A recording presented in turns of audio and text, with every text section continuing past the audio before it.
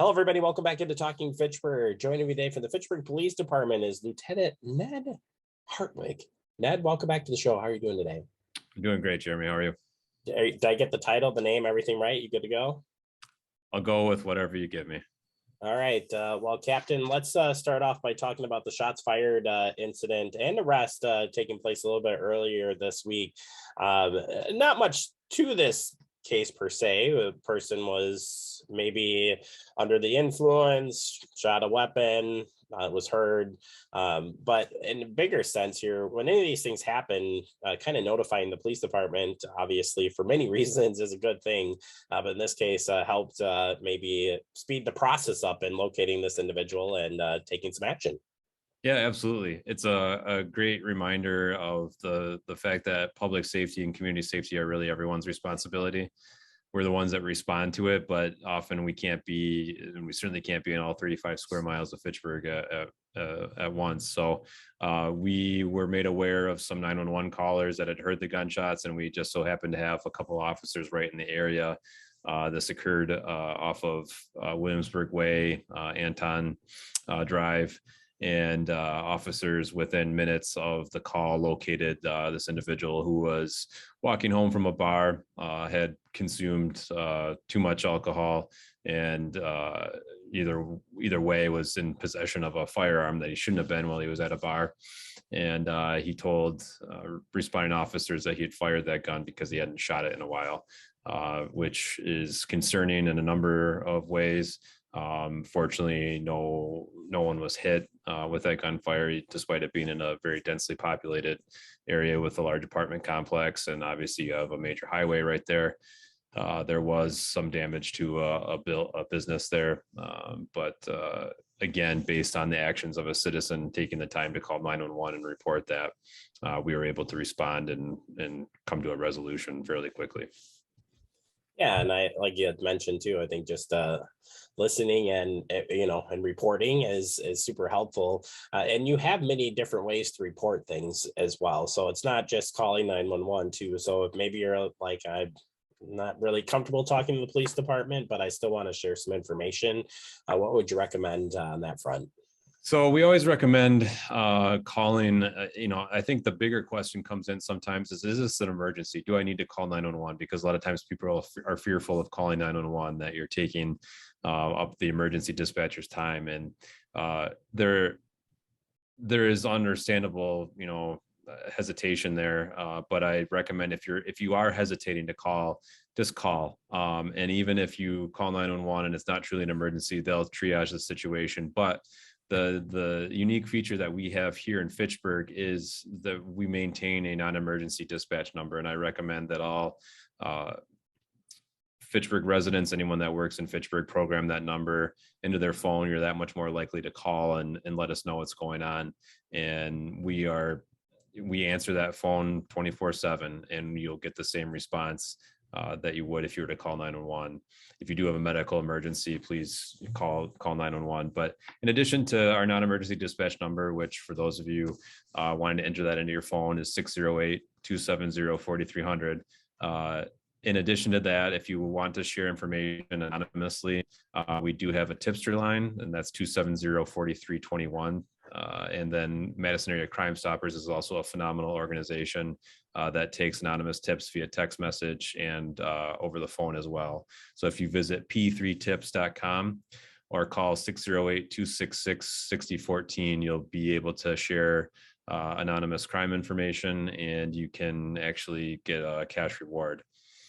And then finally, on that topic, we do have a number of forms that you can submit for various concerns on the city's website to share things that aren't emergency or ongoing or in progress situations.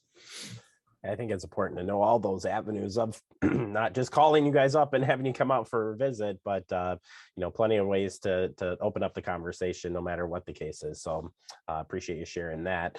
Turning our attention to the warmer weather. Ned, you like warm weather as much as I do and more daylight, but that means people who have been cooped up for a while are ready to get out, do some walking. We have a very active community, so some good reminders here to watch and be aware of your surroundings. So as we get closer to summer, hopefully, which is my favorite season, We had a little bit of a taste of it here a couple days ago. It's important for everyone to start getting in that mindset that there are going to be different patterns of roadway usage. There are going to be more bicyclists. There are going to be more people out walking their dog, and just be aware. Whether you're on two wheels or on four, be more aware of your surroundings as people adjust their habits with increased daylight to just reacclimate yourself with your surroundings, your neighborhood, and people's patterns. It's just real critical with the number of distractions that drivers have available to them. More well-constructed vehicles where sound's harder to pick up. Just please pay attention and keep everybody safe no matter what you're out and about doing. And while you're out about, maybe you're getting the dog outside for a good walk now, because they've also been cooped up just as much as you have. A good reminder to make sure that you leash up your pets, plus picking up that pet waste as well. So important. Yeah, it's an important reminder as well related to pets. Fitchburg does have an ordinance that requires your pets be leashed when they're off your property, and that's really for everyone's safety. For your pet's safety and for everyone else around you. You may have the most well-trained dog and they react to voice commands and will immediately come back, but it just increases the community's safety when pets are leashed and prevents some negative things from occurring. And the pet waste is just a common courtesy. That's a respect for your neighbors, for the neighborhoods, and for parks. And we just appreciate it if everyone can take ownership and responsibility of that. Yeah, that's definitely good advice there on all fronts.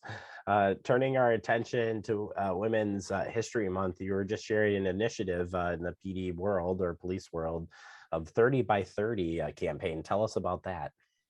So March being Women's History Month, it's a great time to talk about this. There's a national movement to increase the number of women in law enforcement serving communities.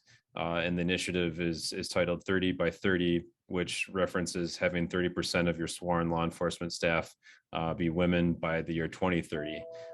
The number of women serving in law enforcement has been rather stagnant for a number of years, and the national average is right around 12% of law enforcement personnel being female. What we're hovering around, depending on over the last couple of years here, 15 to 20%. So we've been doing fairly well, but there's always the need and the interest in increasing those numbers. Research shows that females in policing open a number of doors as far as representation of the community. There's research that leads to the belief or the understanding that there's decrease in use of force, and a number of just very positive things that we would like to see in our police department and police departments around the country. So we have signed that pledge, and we have a very active group that is working to improve our representation in our workforce. I think of sometimes maybe you want to confide, maybe you want to talk to a woman versus a man when you're out there, for the police, this perspective, depending on what's going on there. So I think you've got a lot of different things, but it's a great initiative, and we'll keep up on the progress with that on the police department. Finally, want to quickly talk about National Social Workers Month and just how important a social worker is, but the police department now has a shared social worker on staff who's now on board. Sarah Folkers worked for the senior center for many years, is now partly on your staff as well. Why is this such a great benefit for both the senior center and police department? Well, and really it's a benefit for the community is the biggest thing here, is that we are able to provide a whole different level of service, and we are being the 24/7 agents that we are, and being the agency that tends to collect issues that there aren't necessarily good solutions for in the community. We get a lot of calls that aren't necessarily law or criminal related, and so the biggest thing that this position will allow us to do is to provide more resources to community members that we don't have the tools or the resources to provide. And then in turn, that frees us up to respond to criminal matters, investigate crimes, prevent crime. And Sarah has been extremely busy already. We're working through workflow and referrals and what the process is going to look like, because this is brand new to us. And so in addition to the resources to the community, it's going to increase communication across city departments, and we're going to be much more responsive to the needs and the wellness concerns of our community. I think that's going to be part of the best part of this is we're going to learn as we go too. So we know the benefits of having a social worker available for lots of great reasons, but we'll probably find out some more great things to come as well. And Sarah will do a great job in that role. We know that for sure. All right, Ned, thank you so much for your time. Appreciate it.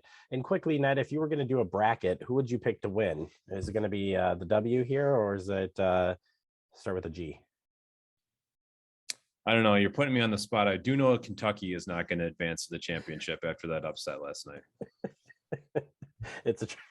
Maybe that was your bracket pick. So we'll end it there, Ned. Thank you so much for your time.